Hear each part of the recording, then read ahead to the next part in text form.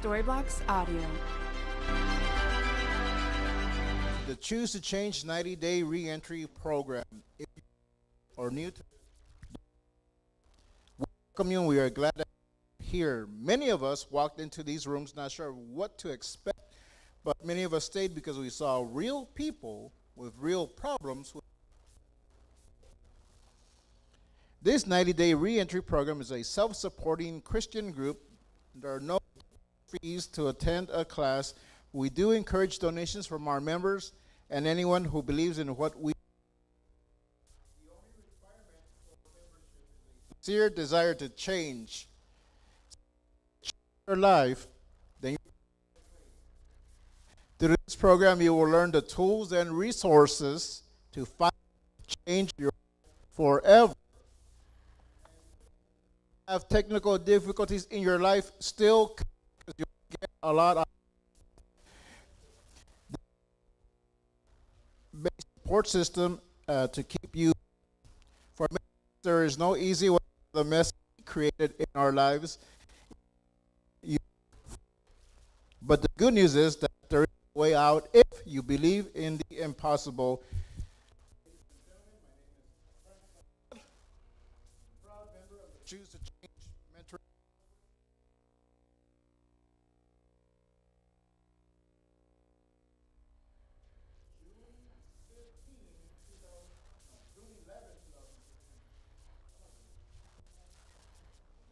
Since then, I've been coming and attending, and day one I was challenged by here.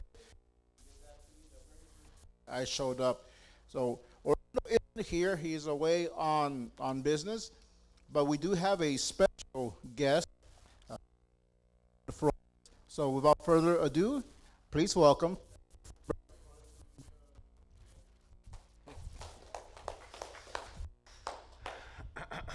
Test mic check. What's up, Frank? All right, everybody. My name is Pastor Brandon Flores.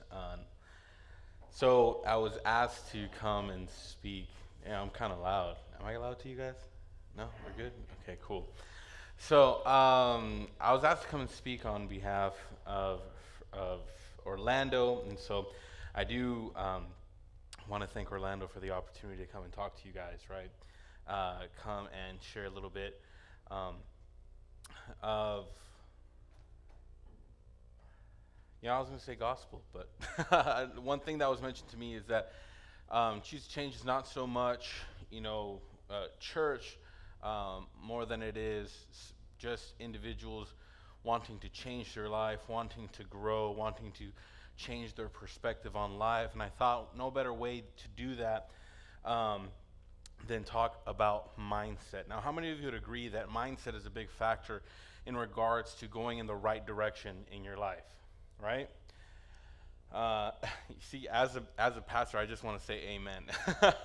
But yeah, it's a teaching class, and I totally understand that. But what we're going to go ahead and talk about today is mindset, and specifically growth mindset. There's two types of mindsets, and if you don't mind, I'd like to take kind of like a teaching approach for this evening. So there's two types of mindset. There is what a lot of people are used to is called the fixed mindset, and this is a mindset that we come to know gradually over time. We adopt this type of thinking as children, and so as children we're praised for certain things that we've done or accomplished, this and that, and our identity slowly becomes entangled with these types of things like praise and adoration. On the contrary, there is something called the growth mindset. So there's two different types of mindsets, and this was actually studied thoroughly through the 1990s by Dr. Mueller and Dr. Dweck, D-W-E-C-K, if you want to go ahead and do your own research. This is specifically what we're going to be talking about this evening. Now, many people, they subconsciously tie their identity to achievements. How many have ever been complimented on how smart you are? Right? It's okay. We're all friends here. The camera's on me, not on you. How many of you have been complimented on your athletic abilities? How many of you have been complimented on your talent when it comes to artwork, your talent when it comes to workmanship and work ethic, right? Without us even knowing, our identity is being tied to those achievements. When we're told we're naturally smart, when we're told we're gifted, our self-worth gets entangled with our performance. And this creates anxiety. It creates what we call risk avoidance or risk aversion. And without us even realizing, because our identity is being tied to achievements, we then fear failure. Because failing now feels like a reflection of who we are. Now, for those of you that don't know, I am a pastor, but I am also a business owner. And one of the things that I had to soon realize is that I own a website design business. I do design work for businesses large and small. And one of the things that I had to realize early on, I've been building websites and designs for about 10 years now. Early on, I would tie my identity or my self-worth to whether or not a client liked the design on the first draft. That means the first attempt, right, to get everything that a client thinks they want. If I didn't get it on the first try, man, I was a worm. I was not good. What am I doing in the design space? But I soon realized it wasn't the case. I soon realized that there are all types of tastes. There are all types of perspectives when it comes to design, but I was entangling my identity to my achievements. If I could nail a design and get paid immediately after the first draft, I was a winner. But the growth mindset, on the contrary, is something way different. It was pioneered by Dr. Carol Dweck, and they taught that we must untangle identity from outcomes. Instead of saying I'm smart, we should say I worked hard to learn this. Now follow me. I know it's going to get kind of tricky, but follow me. Hopefully you're picking up what I'm laying down. Instead of saying I failed, we say that didn't work, but I'm still learning. And this is why it matters. Because when identity is tied to success, failure is seen as personal. It is a threat to our self-worth. Because I have failed, I'm not good enough. Because I have failed, I should just find a new career. Because I have failed, I should just step away and stop trying. When identity is tied to effort and growth, failure is not personal. Failure simply becomes feedback. It's not defeat, but it's feedback. People become more resilient when they realize that ability or their effort can grow. It's not fixed.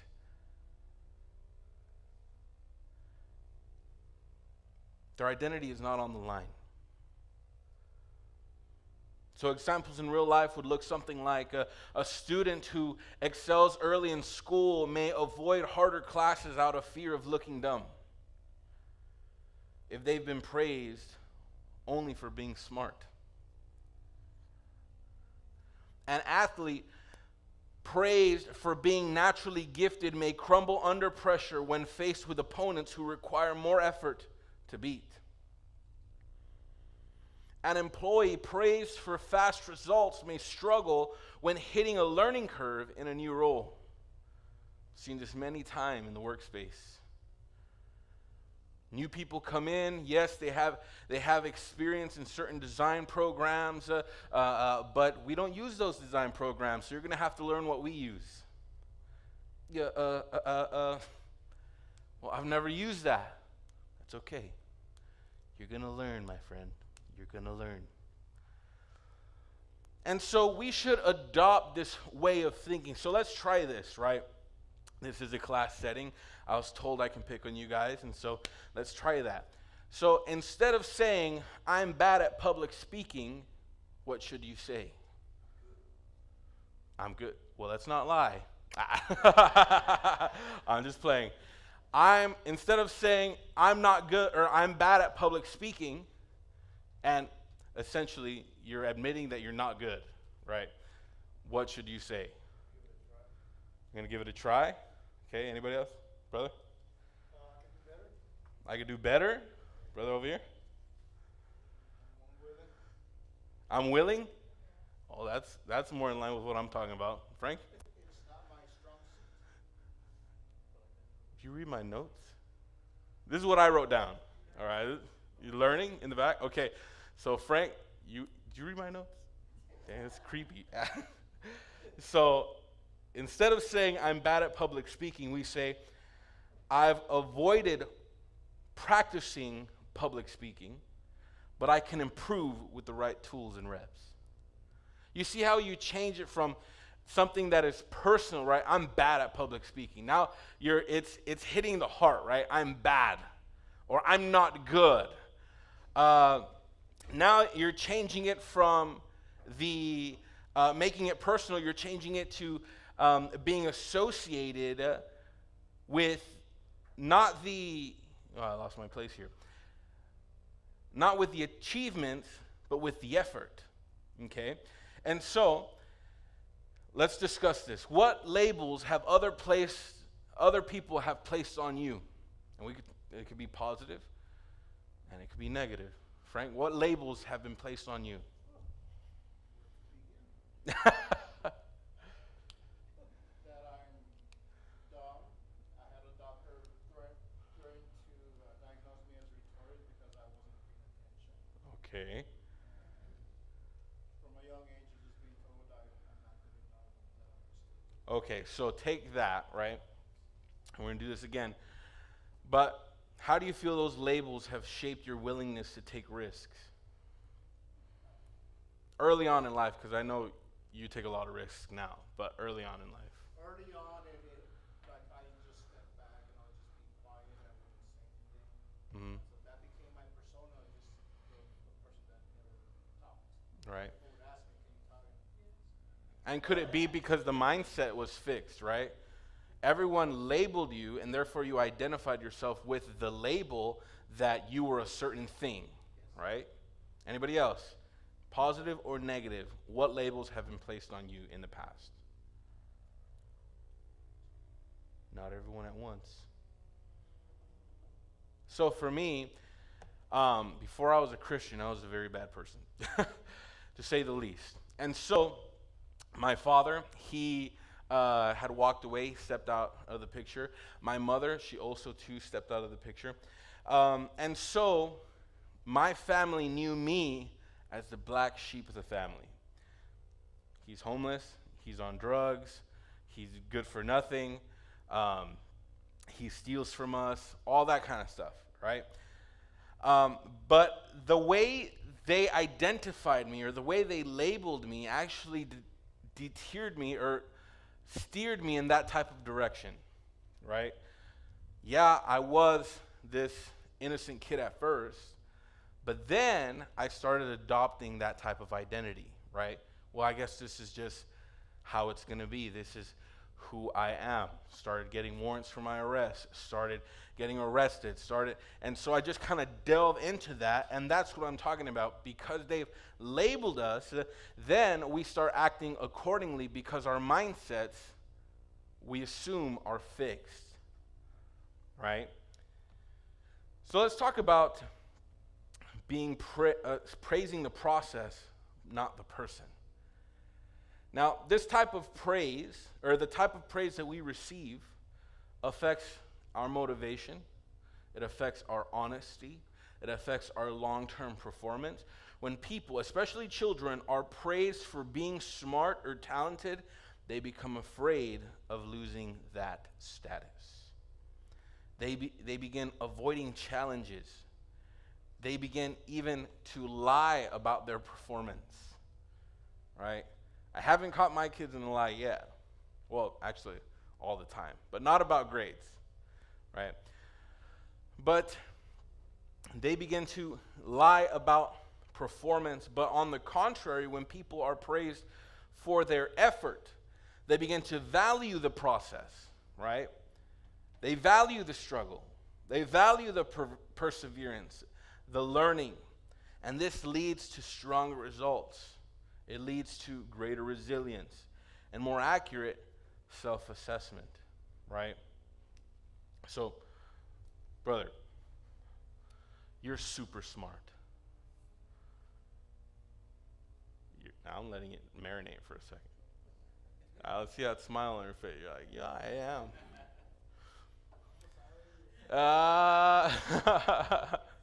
Okay. Versus, hey, brother, I saw you take that exam. That's a hard exam. Must have taken a lot of effort, right? Yeah. So therefore, now I'm not praising the person, but I'm praising the process, right? And so you should take this account not only to your children if you have any, but in yourself, right? Take this into account when you're applying for jobs. Take this into account when you're starting a business. Take this into account. I'm sorry, Carlin, I'm moving everywhere.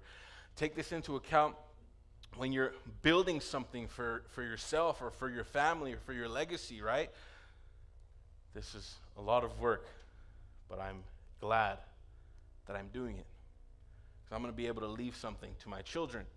I'm going to be able to leave something to my wife, leave something to my family, right? So let's break this down a little bit further. There was a study done by Dr. Dweck and Mueller done in 1998. Over 100 children were praised after a test. Some were told, you're really smart, while others were told, you worked really hard. When given harder problems later, the smart kids avoided challenges. They didn't want to risk looking less intelligent the second time around. The effort kids embraced harder problems. They performed better overall and were more honest about their mistakes. Why? Because they praised the process and not the person. Intelligence praised kids were more likely to lie about their scores to protect their praise. Protect what? Their identity. You ever find yourself in a point in life where you feel like you have to lie to people? They have to be dishonest, right? It's very difficult because we grew up with the mindset, I have to be smart, and I have to be the best, and I have to be better, right? And that becomes very difficult when you lose your job and you go home and you have to tell your wife that you no longer have a job. That becomes very difficult when you told everybody you have a business and people ask you how your business is doing. Right? If we can learn to praise the process, we'll be more prone to loving the process. So this changes everything because our instinct is always to uplift others by highlighting their traits. You're amazing. You're a genius. You're natural. But this sets up people to fear situations where they may not perform as well. You know, I remember watching a video on TMZ. There was this guy, and he was following, what's Rambo? What's his name? Okay. Sylvester Stallone. They're following Sylvester Stallone. And they're following him with a camera, and it's like, hey, Sylvester, I'll challenge you to an arm wrestle. And this is Rambo. Come on. Right?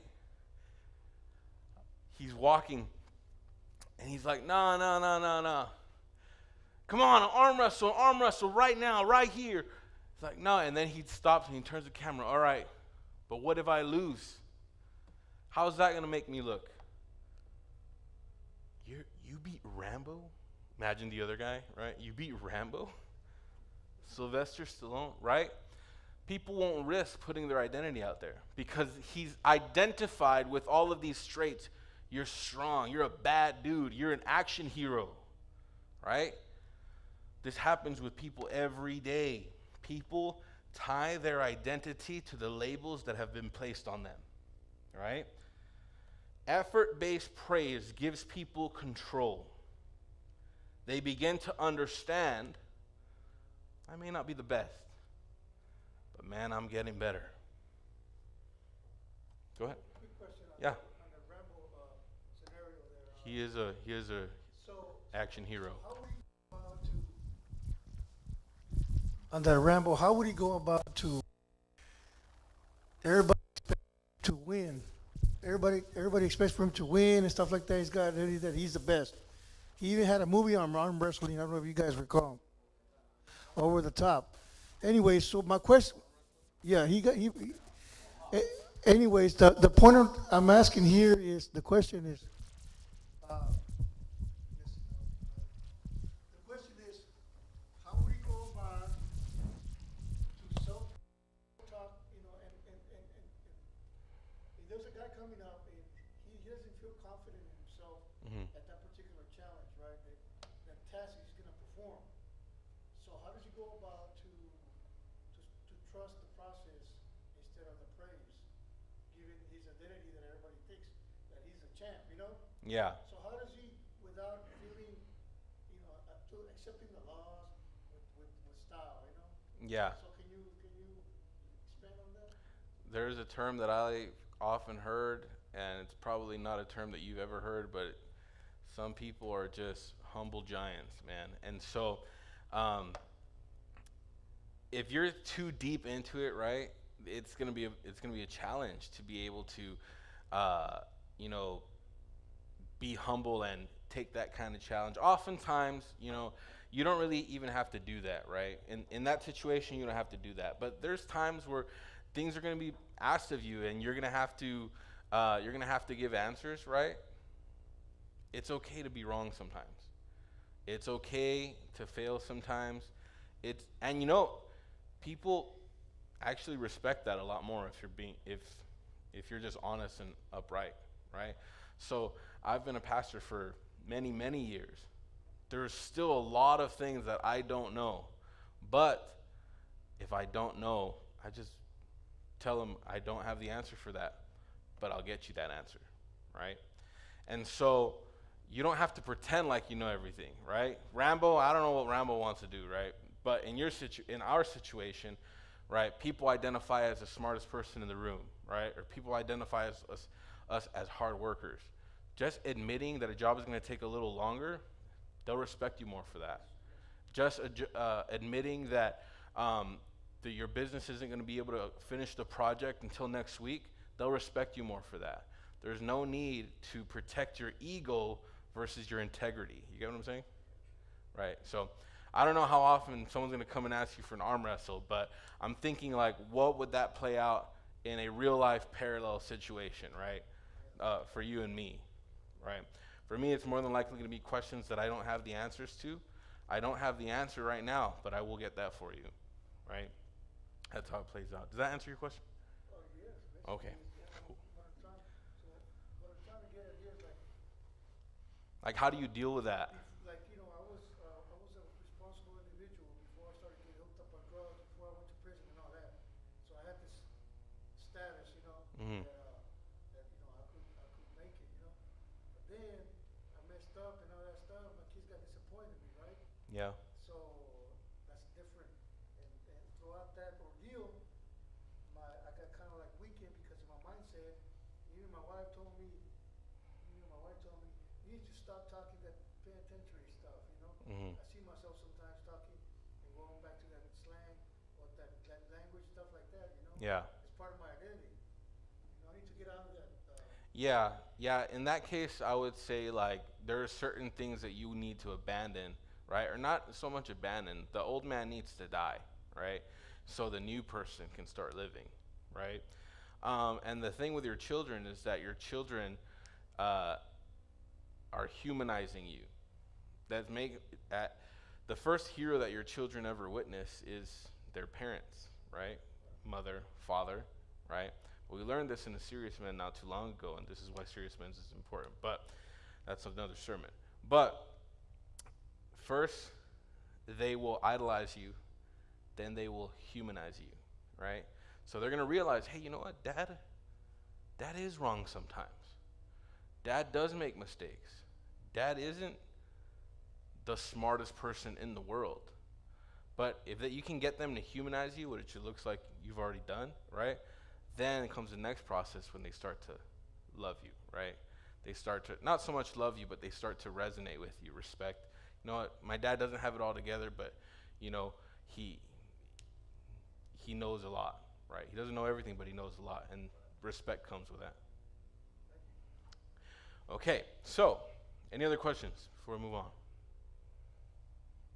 All right. So,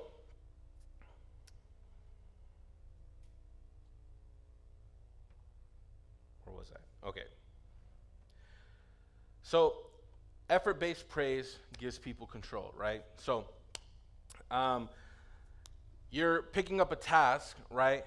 You notice a little bit of progress. You know, you're not the best, but you're going to get there. You're going to keep on learning.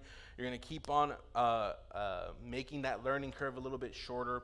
And that's where this comes in handy, right?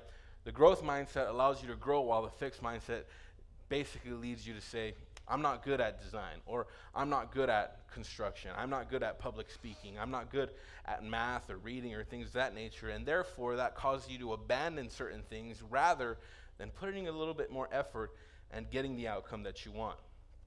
Now, let's look at some practical examples of effort-based praise. Effort-based praise looks something like this. I've noticed you stuck with that problem even when it got hard. That's pretty impressive. You kept practicing until it clicked. That kind of persistence pays off in the long run. You didn't give up, and that's what made the difference. So you see how they're not so much praising the person. You're awesome. You're amazing. Chavarria, you're the best. Brother, I've seen you make it through some hard things. That kind of stuff is no laughing matter. I respect that. You see how that changes everything? You see how that changes the perspective, right? Let's talk about lastly, mindsets that, or let's talk about lastly, the mindset difference, right? Now, according to psychologist Dr. Crum, a mindset is more than a belief. It is more of a mental lens, right, that filters and organizes how we interpret the world around us. Whether we realize it or not, our mindset affects what we pay attention to, what we accept, and how we respond. Let me say that one more time. Our mindset affects what we pay attention to, what we expect, and how we respond. A growth mindset makes us more open to difficulty, more adaptable to setbacks, and more energized by progress. It helps us to see the process as valuable, not just the results. Respect the process, not just the results. Now, you see this in Olympic athletes oftentimes, right? Their whole life has just been trying to get to the Olympics. Their whole life is trying to be recognized with an Olympic gold medal. And so you see the process, you see the practice, the effort, the blood, the sweat, and the tears, right? All of that to get to the destination. All the training, all the trips, all the flights, all the interviews, everything, respect the process, because all of that is needed to get to that gold medal.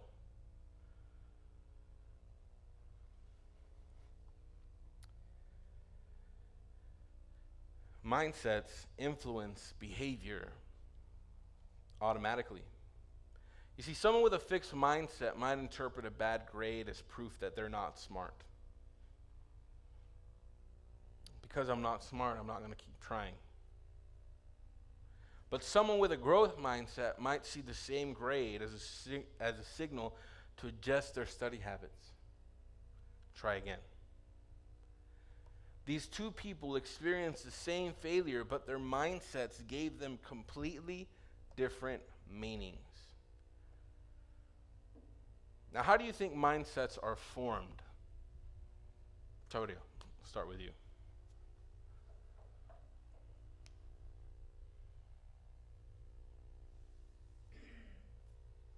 Mindset, by doing it over and over. Over and over again. That's good. Brother in the cap. Discipline. Okay. Brother in the back. You don't want to? Oh, the want to or the drive? Okay. Brother?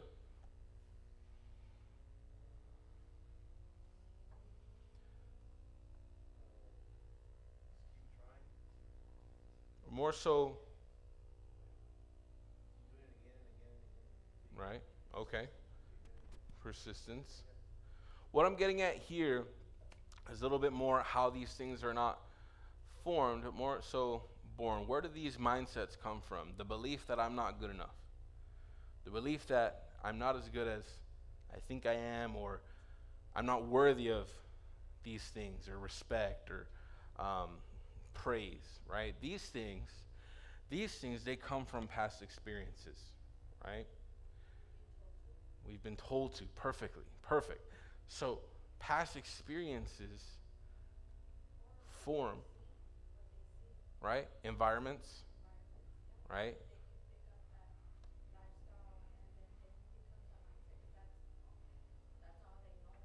Right. Huh? Believe it's like the way you were brought up, you were raised, and the culture you're in.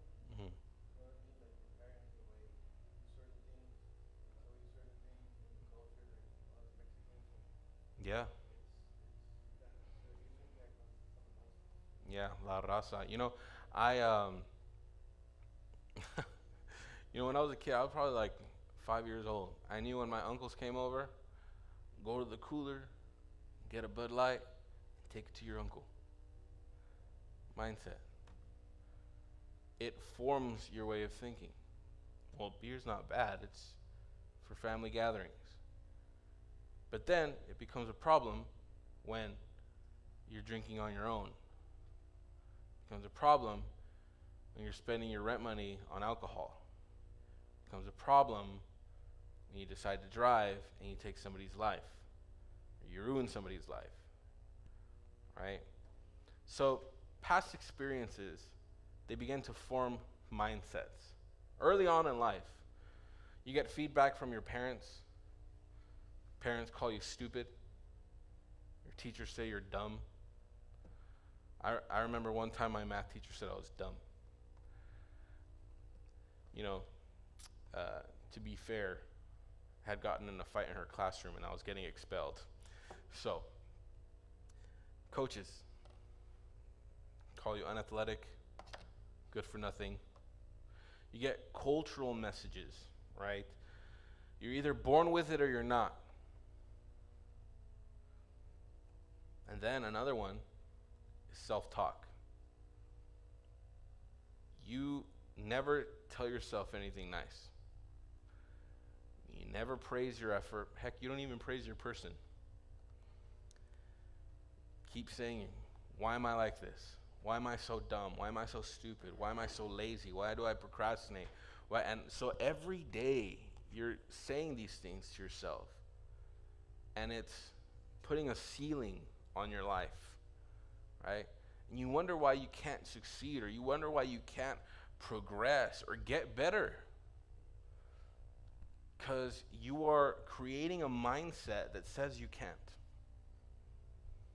Now, yes, I will say a lot of people, they are a result of their childhood, right? You were abandoned. You were abused. You were exploited. That messes people up. But there comes a point, there's a shift, and I can't tell you when it is, when you stop becoming a result of your childhood and you start becoming a result of your choices. Okay? We cannot continue to blame other people for where we are today. There comes a point in time where you have to start taking some ownership. I am where I am today because of the decisions that I've made.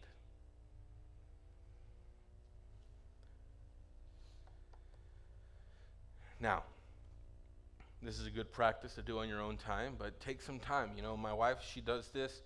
She journals. She does this in regards to lies, right? Lies that that come in her mind. Lies that say you're not good enough. Lies that say that just lies in general that come from the enemy, right? And she'll take that lie and she'll put it down in her journal, and then she'll go in her Bible and she'll find a Bible verse that contradicts that, right? Right, for instance, you'll never be good enough. A lie that you think and you tell yourself when you look in the mirror. Well, how is that true when the Bible says you're fearfully and wonderfully made, and you're made in God's image? So you see how that contradicts. So we can adopt that same practice when it comes to mindset. If you may not have a journal, but a piece of paper. Write what's the story that you've told yourself about this one thing. Where did that story come from?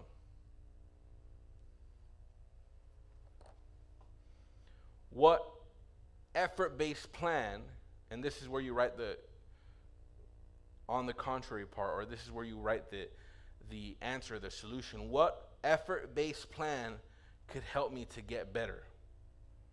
But even if it's 10%, right? I don't read. I never have. I'm horrible at English. Your solution would be go to Barnes & Nobles and buy a book. There's a reason they're expensive. Because it's not an investment in paper. It's an investment in knowledge. I can get this book and I can pour this knowledge into my mind and it'll make me a better person.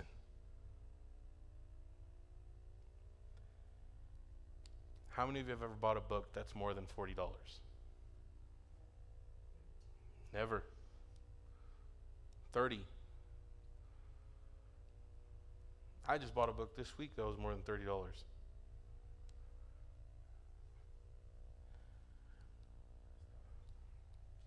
YouTube. Heck, YouTube. Sorry, I'm ranting. Anyways, let's move on.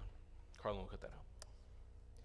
All right, let's look at the payoff for the growth mindset. So if you actively start being open-minded when it comes to this growth mindset, it's going to increase your willingness to do hard things, right?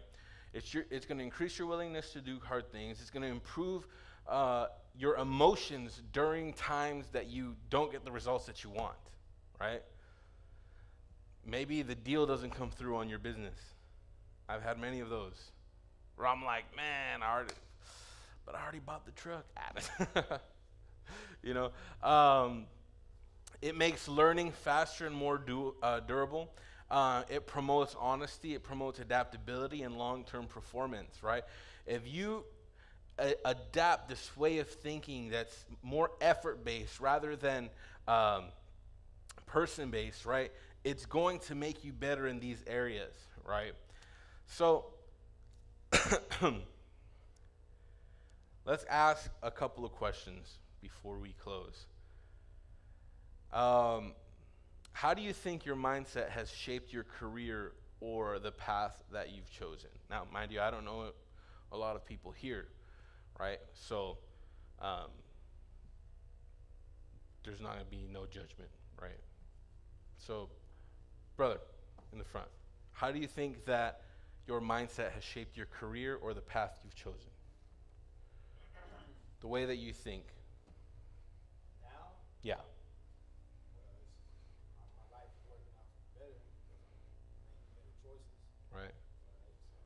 So my mindset is to succeed, and so new opportunities are coming to me. I'm seeking them out.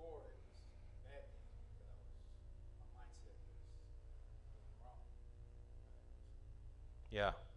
Yeah, and it's crazy. The Bible even says that as he thinks, he shall become, or something along that line, right? And so it's crazy because you put your mindset as like, I want to succeed, I want to be better, and then those doors will start opening up. I don't know about you, but there's there's a saying that says, if you think you can, you probably will. If you think you can, you can't, you probably won't, right? Because your life is constantly moving in the direction of your strongest thoughts, right? So if your strongest thoughts are saying, I will be better, I am going to succeed, right? Your life will begin to start moving in that direction, right? So, brother, how do you think your mindset has shaped your career or your path, or the path that you've chosen? Now. Or now, Yes. uh,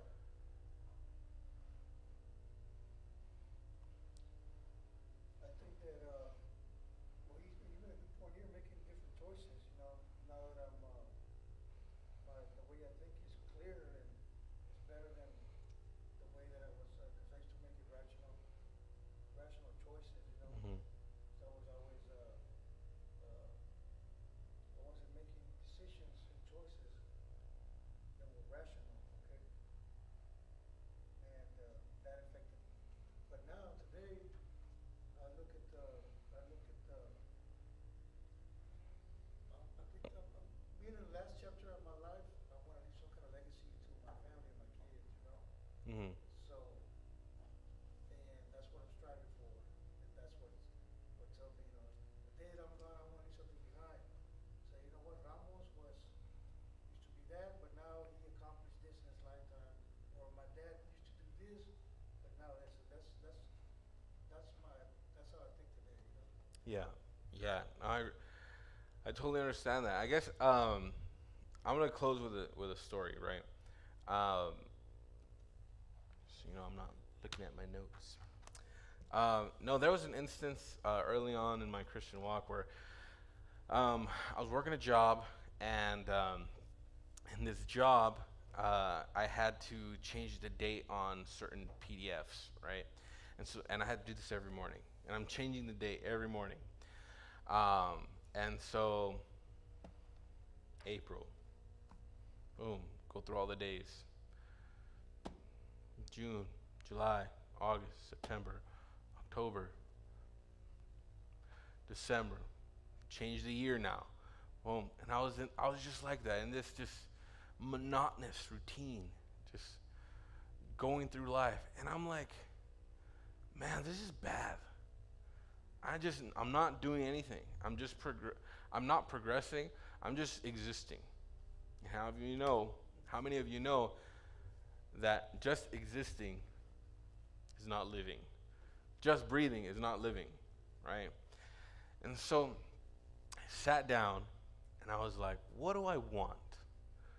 What do I really want that I would say, all right, this would make my life better, right? Well, number one, I want a new job. I want a job that is dignified, has some respect. Um, and so I thought to myself, all right, what job is dignified and has some respect? And I thought about every time I would go to the bank, I'd be intimidated by the bankers because they all had suits and whatnot. And they all drove nice cars and stuff. And I'm like, I think I'm going to be a banker. So I go on the computer, bank jobs, Wells Fargo, apply. I kid you not. 2 weeks later, I was working at Wells Fargo, right? 2 weeks after that, no, actually like 2 months after that, I had gotten my first raise at Wells Fargo.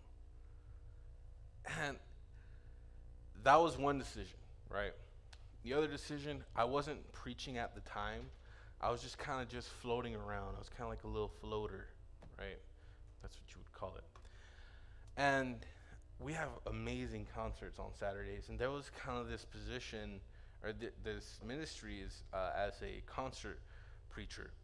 And I was like, man, that would be so cool. And I feel like that kind of kick-started my career as a pastor, right? My ministry as a pastor.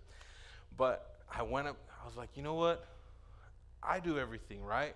There's no reason I shouldn't be up there. And so I know it's not something you asked for, but I got in line after service. There's a huge line. It was at the very end. And it was my turn to go. The sanctuary is cleared out. I'm like, Pastor, you know what really grinds my gears? No, I didn't say that. Pastor, I know you got a lot of concert preachers, but I think I'd like to give it a shot if you got any openings. Well, this, that. It's like, but I'll keep you in mind. All right. But I put my name in the hat. That evening, I got a call from the door director and says, hey man, you're the newest concert preacher and you're preaching this Saturday. It was Wednesday. I had to write a sermon. I never wrote a sermon in my life. And number 3, the other thing that I wanted, more than anything, it's kind of embarrassing, but I wanted a girlfriend. And so there's these 3 things, right? I wanted a respectable job. Got it. I wanted a specific ministry. Got it. I wanted a girlfriend. There was no one in church that I really liked. But then in came my wife. Well, she wasn't my wife then. That would have been weird. But this girl came in, and this girl's the most beautiful girl in the world. Way out of my league. Light years out of my league. And I was like, it's okay. If I can make her laugh, I got a chance. I go up, and I say, you like cheese? No.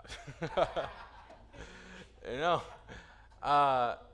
that was horrible, actually. I had no game, actually.